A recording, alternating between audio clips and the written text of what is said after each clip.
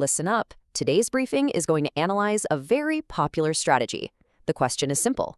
Is a cute notebook actually an effective weapon for learning? You've seen these deployments all over social media. You know what I'm talking about? The Studygram.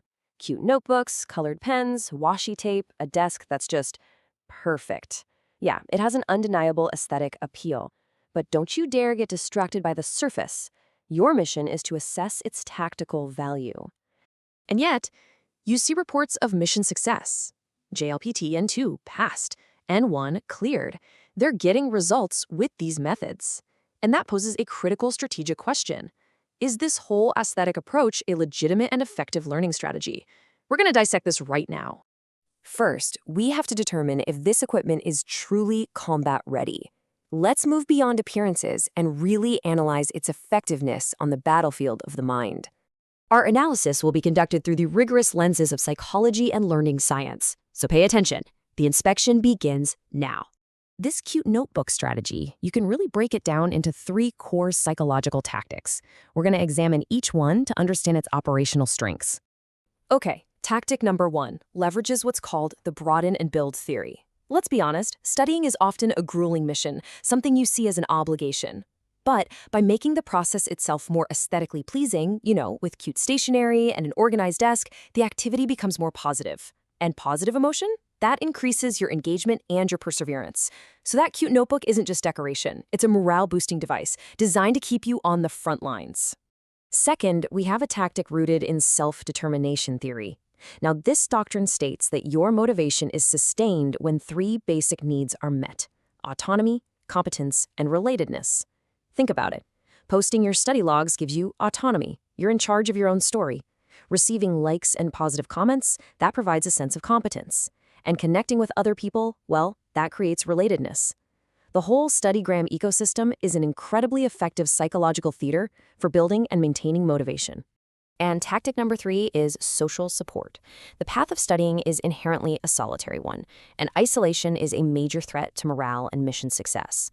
The Studygram platform lets you connect with comrades in arms, other people facing the exact same exams, chasing the exact same objectives. A soldier always fights harder when they know they are not alone. So you see, these 3 tactics, positive emotion, intrinsic motivation, and social support, they form a potent psychological framework. Do not underestimate this strategy. This isn't just child's play. It is a well-defended operational terrain. And what's more, for a specific objective like the JLPT, an exam that's all about multiple choice questions, reading, and grammar, this whole summary note approach is a highly compatible form of engagement. It's actually pretty logical that this strategy produces successful outcomes in that specific context. All of those tactics are valid. They work, but they're secondary. The real battle, the one principle that governs all learning, starts now. Listen very closely. I am about to brief you on the one critical principle that governs all learning. This is non-negotiable. If you master this, you master everything. It's called retrieval practice. It is the act of actively recalling information from your memory. Just reading or watching is not enough. You have to force your brain to retrieve the intel. This is not some passing theory. It's a fundamental law of learning, confirmed by an overwhelming amount of research. You need to understand the difference. Passively reading your beautiful notes, that's just intelligence gathering. It feels productive, but it's low effort. Retrieval practice, forcing yourself to remember information without looking, that's combat training. It requires high mental effort. It is the only thing that is actually effective. Do not confuse gathering intel with winning the war. You have the principles of engagement, so now it is time for you to choose your weapon. Make no mistake, this choice will define your effectiveness in the field. I'll show you my own. My notebook, well, it bears zero resemblance to the ones we've just analyzed. It's stark, it's functional, it looks like a detective's incident board from a suspense drama, a messy web of interconnected intelligence. It's written in a single color, black. It's covered in arrows, charting connections, and logic. It is built for cognitive warfare, not for social media. If I were to post this thing online, it would get exactly 0 likes. Its aesthetic value is null.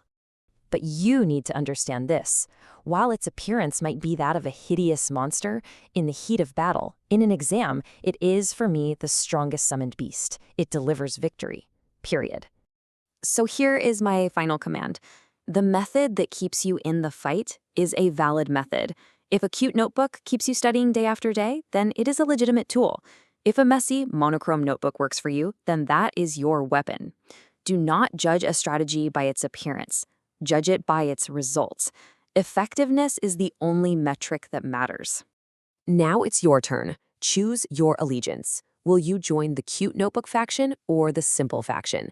Decide on your strategy, commit to it, and report back. That is all. Dismissed.